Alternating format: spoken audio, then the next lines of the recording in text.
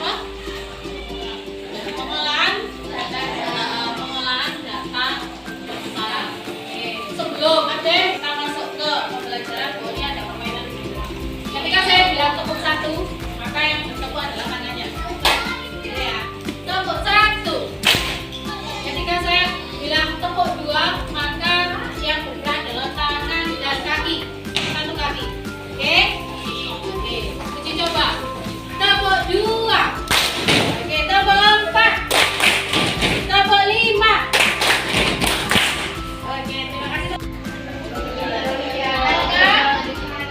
Yang pertama mengamati, yang kedua meditasi, yang ketiga pintar, yang ketiga diskusi. Nah, sekarang boleh tanya,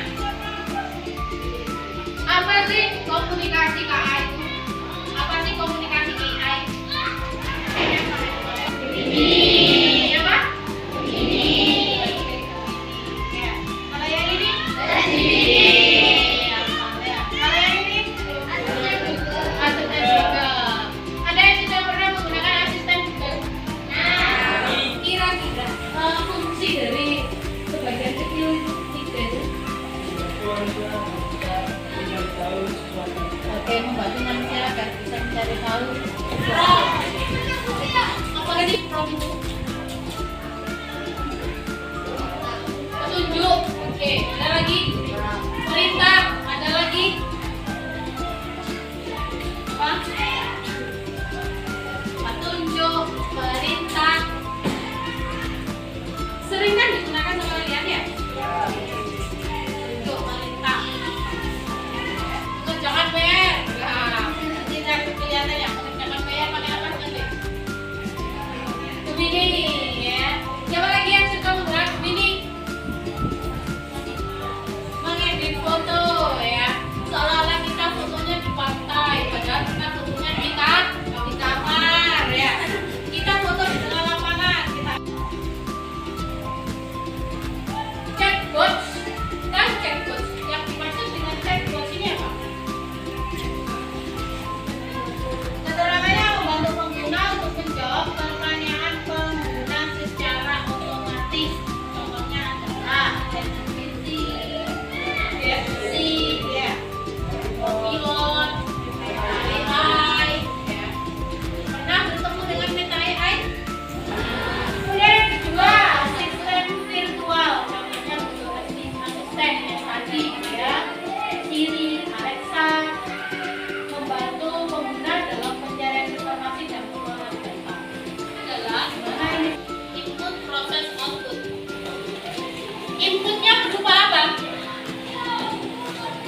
Inputnya berupa apa? Kalau kita menggunakan Gemini, inputnya berupa apa kira-kira? Berupa pesan, berupa perintah, berupa apa lagi tadi?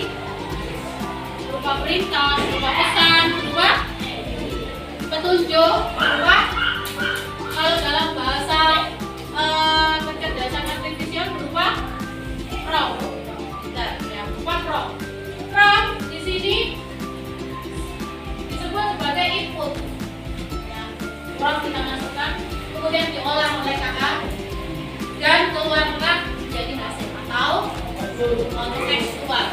Kalau prompt yang dimasukkan ke dalam kecerdasan artifisial itu sifatnya jelas, spesifik dan kontekstual, maka hasilnya pun juga akan sesuai dengan yang kalian harapkan.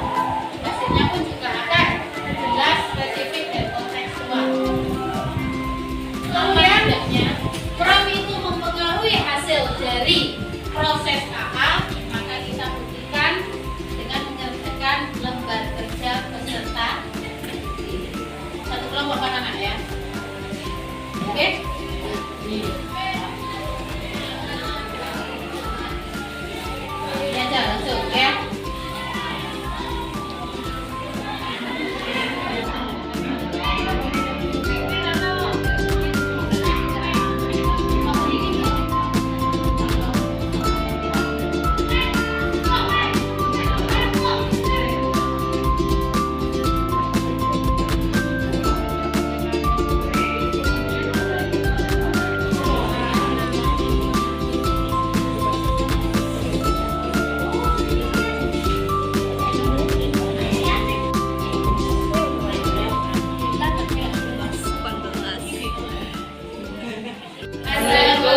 warahmatullahi wabarakatuh. Perkenalkan, kami dari kelompok 1 ingin mempresentasikan hasil dari kerja kelompok kami. Prom sederhana. Beritahu aku tentang SMP STM 1 dan 2. Prom detail, beritahu aku tentang sejarah dari SMPN 1 Candi Suro dari awal sampai sekarang dan bagaimana sejarah-sejarahnya dari sekolah biasa saja hingga sekolah luar biasa dan dari sekolah pertama hingga sekarang. Kolom nomor 1. Bandingkan hasil yang didapat dan diskusikan kedua prom tersebut. Prom sederhana hasilnya umum dari singkat, sedangkan prom detail menghasilkan jawaban lebih jelas, lengkap, dan sesuai kebutuhan.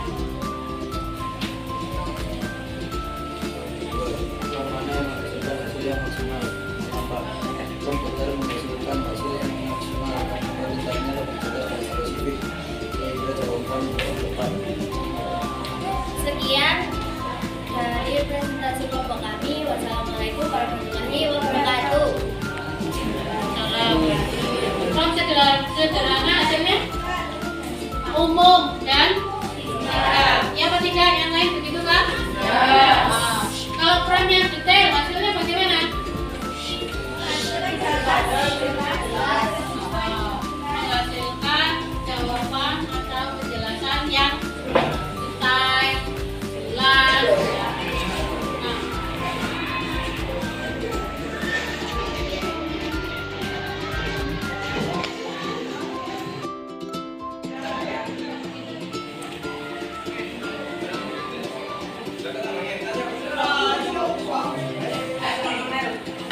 Kira-kira kesimpulan dari pembelajaran kita hari ini apa? Terkait dengan prom yang sedikit, yang sederhana, menghasilkan hasil yang singkat. Kemudian kalau prom yang detail, menghasilkan hasil yang lebih jelas. Oke. Baik anak-anak, ada pertanyaan sampai di sini? Ada.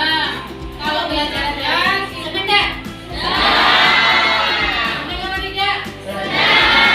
Apa yang sudah kalian pelajari hari ini? Tentang AI, tentang prom, tentang KA, komunikasi, komunikasi kecerdasan artifisial. Terima kasih. Ya, sejarah berdirinya remaja berdasarkan prom yang sederhana dan prom yang detail. Bisa dipahami? Ya. Baik, demikian dari saya. Jika tidak ada pertanyaan, saya akhiri. Wabillahi taufiq wal hidayah. Wassalamualaikum warahmatullahi wabarakatuh. Waalaikumsalam.